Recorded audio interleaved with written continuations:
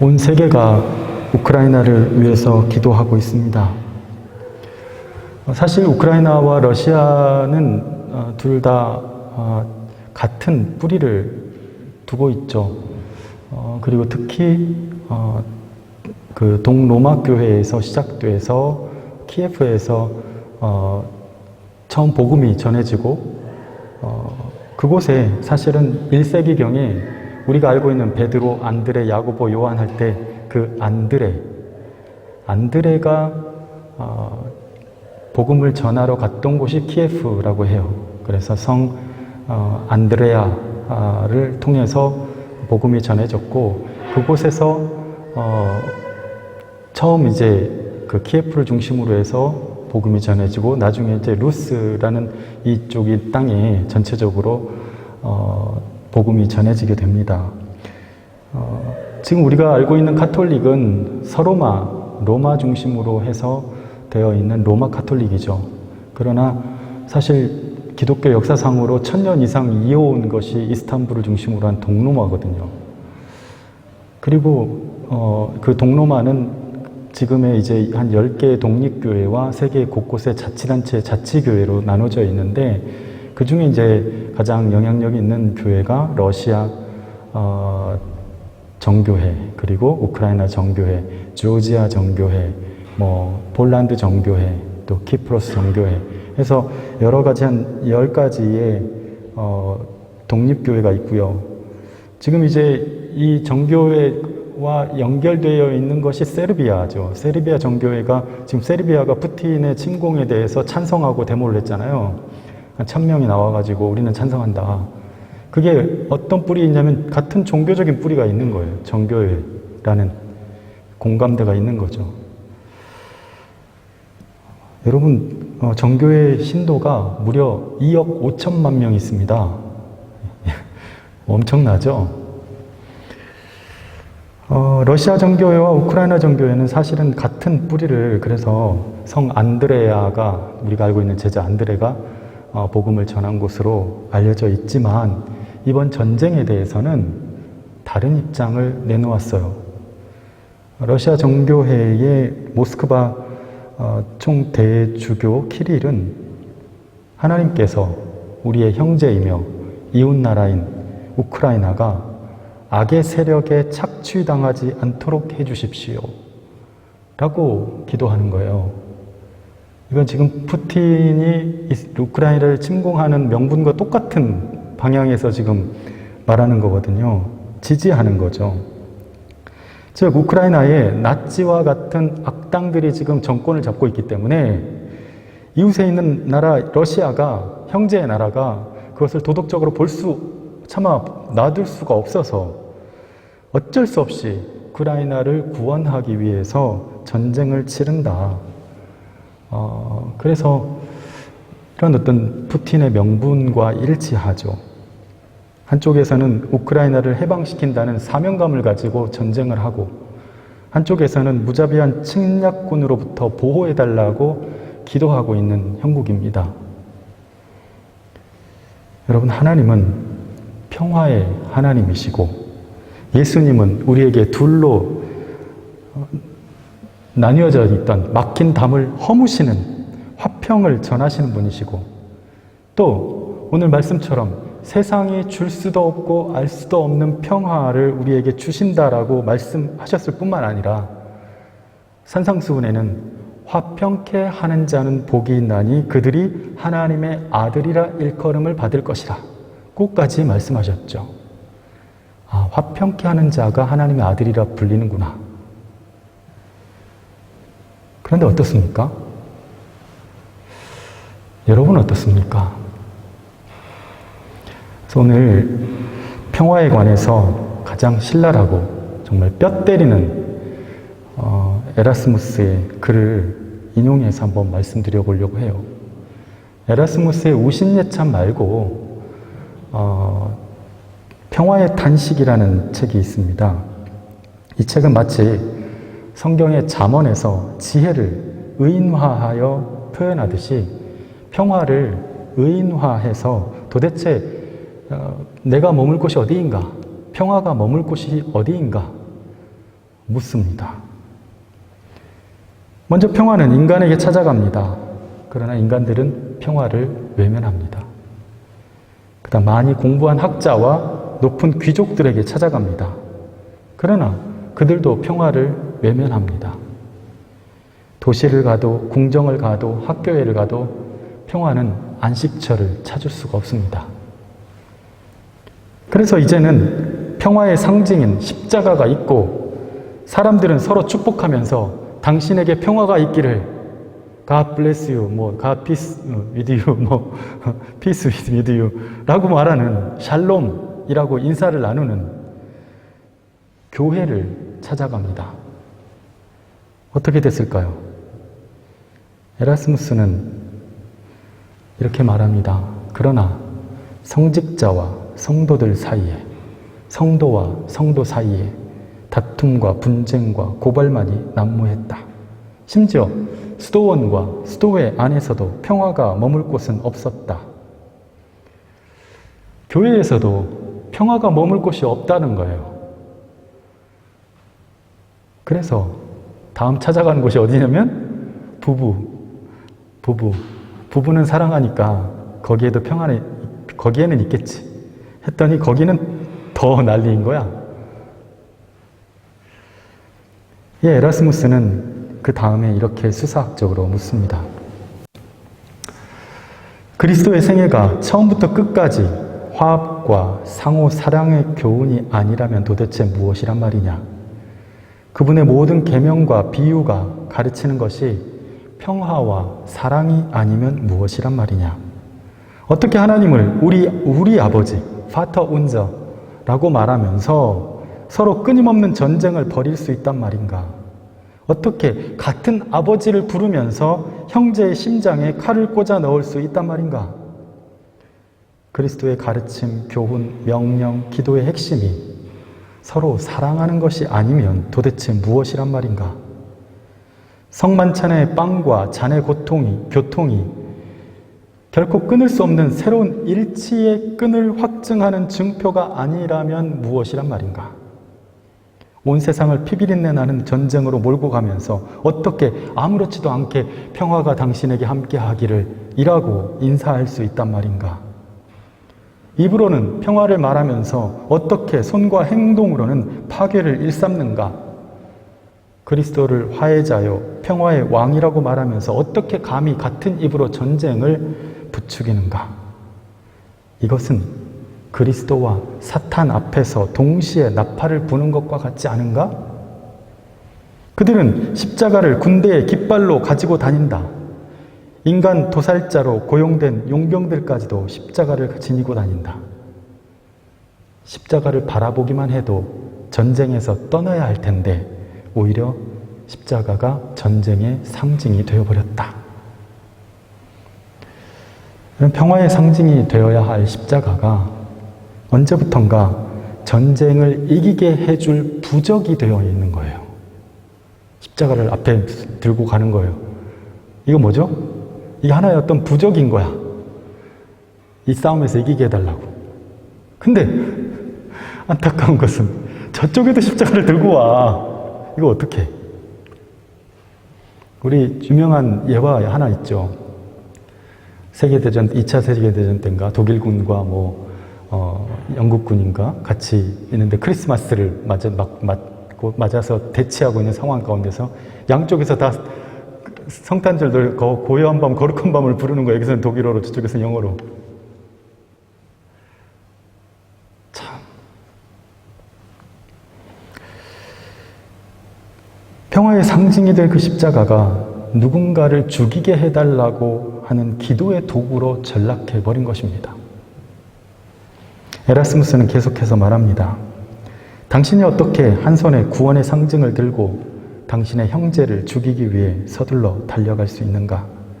당신이 십자가의 이름으로 죽이려는 그 누군가가 사실 십자가로 구원받은 사람일지도 모른다.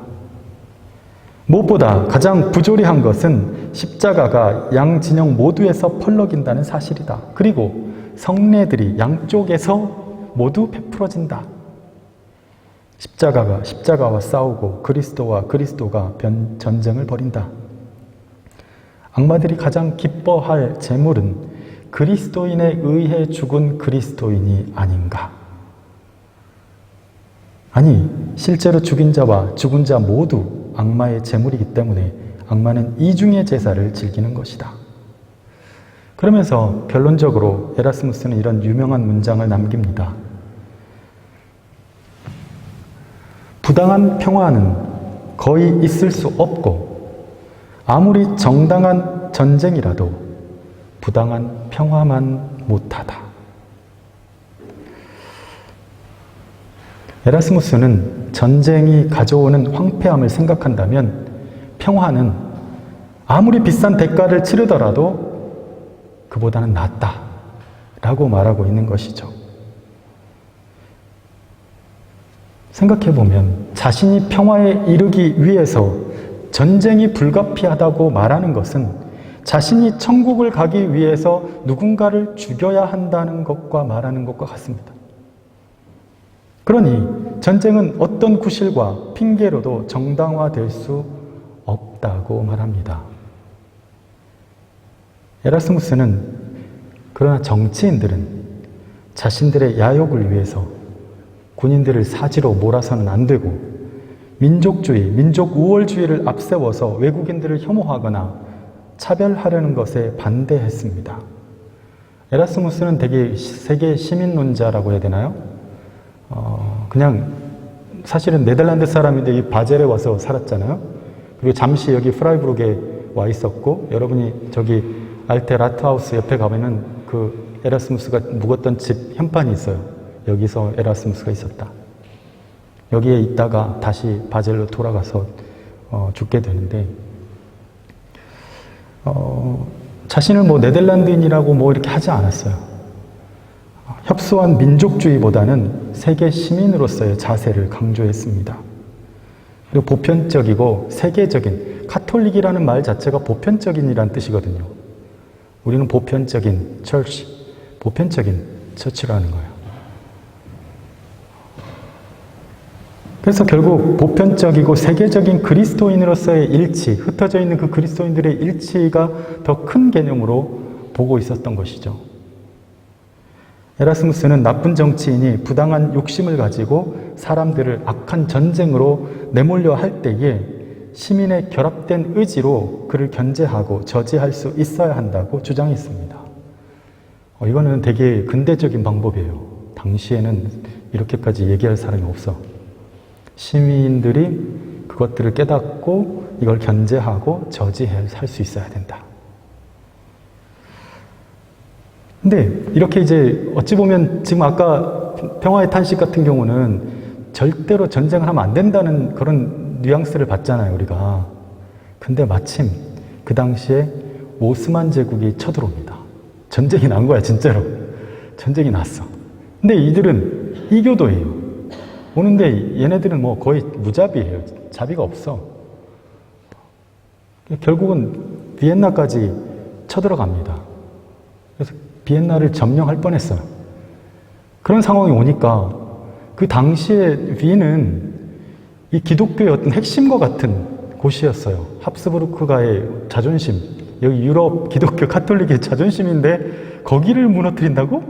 이건 엄청난 충격의 도가니에 빠지게 만든 사건이었어요. 그때 마침 마틴 루터와 에라스무스는 이 사건을 경험하면서 똑같은 제목의 글을 씁니다. 투르크에 대항하는 전쟁에 대하여. 에라스무스는 먼저 이렇게 그들에게 유린당하고 고통을 당하는 것은 그들이 우리보다 선하고 탁월해서가 아니라 그리스도인인 우리의 죄 때문이라고 말합니다. 이게 1번이에요. 중세에 그 흑사병이 돌았을 때, 그때 사실은 그 희한한 운동 하나가 진행됐는데, 뭐냐면 이거 병을 알 수가 없잖아요. 출처를 알 수가 없고 어떻게 걸리는지 모르는데 사람들이 막 죽어나가. 그러니까 그때 당시에 채찍을 들고 이건 나의 죄요, 나의 죄요 하면서 자기를 자학하는 그런 수도회가 있었어요. 그래서 거리를 가면서 이 사람들이 피를 질질 흘리면서 나의 죄요, 우리의 죄요 하면서 했던 죄를 회개하던 그런 수도회도 있었습니다. 근데 여기서도 마찬가지로 제일 먼저 생각해야 될 것은 문제가 생겼을 때 회개하는 일을 먼저 생각하는 것이죠. 투르크족이 이처럼 강성해지고 유럽을 위협하게 된 것은 그리스도인들 사이의 배신과 야심과 욕심, 탐욕, 불신앙 이것들에 대한 하나님의 경고다. 그리고 심판이라고 보았습니다. 그래서 무조건 전쟁을 반대해야 된다는 사람, 또 무조건 전쟁을 해야 된다고 하는 사람 모두에게 말을 합니다. 에라스무스는 약간 좀 좋게 말하면 중용이고 나쁘게 말하면 너무 뭐랄까 이쪽에도 편을 안 들고 저쪽에도 편을 안 들고 이렇게 갑니다. 근데 결과적으로 둘 다에게 욕먹죠. 무조건 전쟁을 해야 한다고 말하는 사람들한테는 이렇게 얘기합니다. 무지한 군중들이 투르크족이라는 말을 들을 때면 그들은 즉시로 분노에 사로잡혀 그들을 개라고 그리스도의 원수라고 부르면서 피를 보자고 아우성을 친다. 무엇보다 그들도 사람이고 더욱이 그들 중 절반은 그리스도인이라는 사실을 염두에 두지 않는다. 그들이 다 무슬림이라고 생각하는 경향이 있죠. 시리아 난민들 중에서 사실은 기독교인들 많이 있습니다.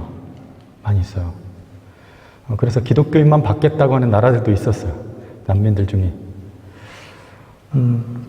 이런 일들이 있을 때 군중 심리가 그냥 선동하는 그런 분위기들 있잖아요. 저는 저 사람들이 했던 일들, 물론 그게 팩트가 아닌 건 아니야. 그런데 그런 어떤 잔인한 어떤 몇 가지 장면들을 가지고 모두를 다 그렇게 몰아가는 그런 선동하는 사람들이 분명히 있습니다. 일들마다. 그리스도인들은 거기서 중심을 잘 잡으셔야 돼요. 특히 우리 페이크 뉴스가 너무 많잖아. 지금도 이제 선거 끝나고 나니까 SNS 보면 좀 들어가기 싫더라고요. 예, 양쪽 다. 그리고 전쟁을 반대하는 사람들한테도 한마디 합니다. 왜냐하면 에라스무스가 평화의 탄식을 썼던 때하고 지금 이 투르크 제국이 쳐들어온 이후와 입장이 좀 바뀌었는데 그 전에 봤던 사람들은 완전히 전쟁에 대해서 반대하는 걸로 이해를 했었어요. 그런데 에라스무스가 이렇게 얘기합니다. 전쟁이 피할 수 없는 마지막 수단이 되기 전에는 행해서는 안 된다. 전쟁이란 본성상 인간에게 흑사병과 같아서 아무리 정의로운 군주에 의해 정당한 이유로 일어난다 하더라도 선보다는 악을 초래하게 된다. 루터도 이렇게 이 문제에 대해서 이렇게 얘기합니다.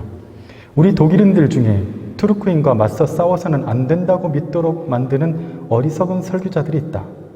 어떤 자들은 그리스도인은 세속적인 칼을 들어서는 안 되며 통치자가 되어서도 안 된다는 어리석은 소리까지 하고 있다.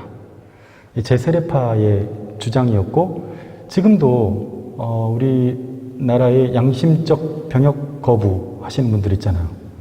여호와의 증인이나 이런 데 싸움, 내가 어떻게 그리스도인들이 총을 들고 나가냐, 나는 할 수 없다, 차라리 감옥을 가겠다, 이렇게 하는 부류들이 있잖아요. 세속적인 칼을 들어서는 안 된다 하는 입장. 그리고 또 재밌는 건 그 다음 뿐만 아니라 독일인들은 사납고 미개한 족속이라 투르크족이 다스리는 것이 더 낫다고 말하는 자들이 있다.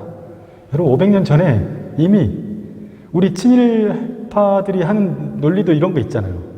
아니 일본이 와서 한국을 도와주고 잘 살게 해줬잖아. 차라리 그들이 와가지고 우리를 다스리는 게 더 낫지 라고 말하는 사람들이 있단 말이에요.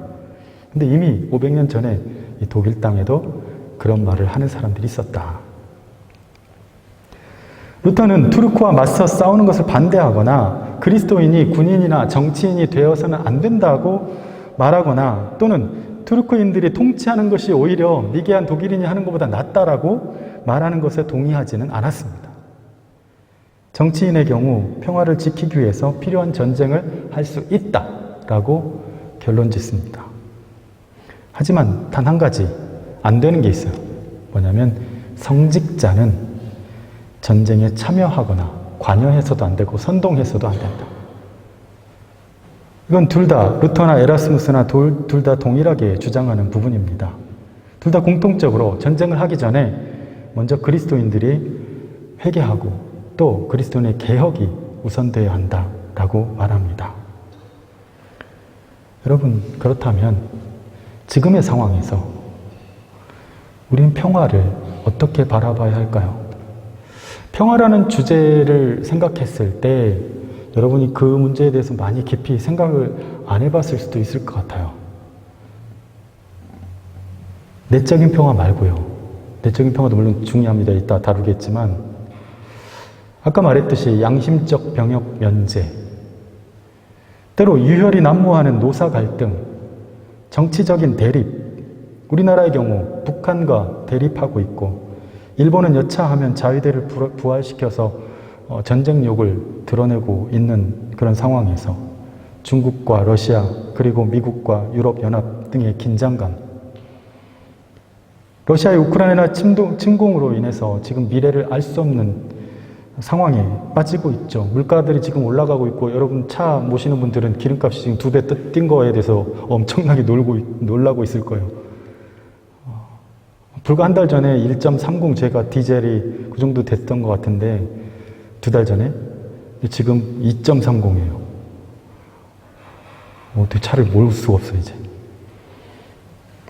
그런 상황 가운데서 이 갈등과 대립의 상황 가운데서 그리스도인들은 주님의 몸을 내어주시면서까지 주셨던 그 평화를 어떻게 세상에 심을 수 있을까? 먼저 평화적인 방법, 간디의 비폭력주의를 떠올립니다. 우리나라의 3.1운동도 사실 비폭력 운동이었죠. 그리고 몇 년 전에 있었던 촛불개혁도 비폭력적인 방법이었습니다. 흑인 인권운동가였던 마틴 루터킹 목사 같은 경우는 백인이 그 당시에 버스를 타면 흑인들은 자리를 비켜줘야 되는 거예요. 백인님께서 타시니까요. 너무 이게 불합리하잖아요. 그래서 백인들을 버스에 못 타게 하거나 아니면 거기서 나는 계속 앉을 거야 하고 싸우는 방식으로 대처하지 않고 아예 버스 타기를 거부하는 방식으로, 그래서 카풀을 조직하고 차라리 걷겠어 하고 자존심을 가지고 도보로 이동하는 것으로 어필을 했습니다. 이런 문제들을 또 얘기하면, 비폭력의 방법을 얘기하면 사람들은 얘기합니다. 아니, 사람들이 좋은 말로 하면 안 들어먹어요. 좋은 말로 하면 그래 그렇게 해줄게. 노조원들이 다 해가지고 월급 좀 올려주세요. 5,000원만 더 올려주세요. 그럼 좋게 얘기하면 얘기를 듣습니까? 안 들어. 그러니까 뭔가를 액션을 취하는 거죠. 세상이 그렇죠. 그러니까 폭력과 극단적인 대응이 발생하기도 합니다. 여러분, 그러나 그리스도인은 온갖 하늘의 지혜와 은사를 다하여서 평화를 위해서 힘써야 합니다. 폭력과 전쟁과 차별과 억압으로 고통받는 세상에서 그리스도의 십자가가 그리 유약하거나 힘이 없거나 미련한 것이라고 보여지지 않도록, 여러분, 우리가 그 평화의 가치를 지키는 자들이 될 수 있기를 바랍니다. 너무 쉽게 전쟁을 선택하지 말고, 인간관계에서도 마찬가지입니다. 너무 쉽게 선을 그어버리는 사람들이 있어요. 너무 쉽게 나 쟤는 없는 셈 치고 살아. 그림자로 보고 투명인간 취급하고 살아.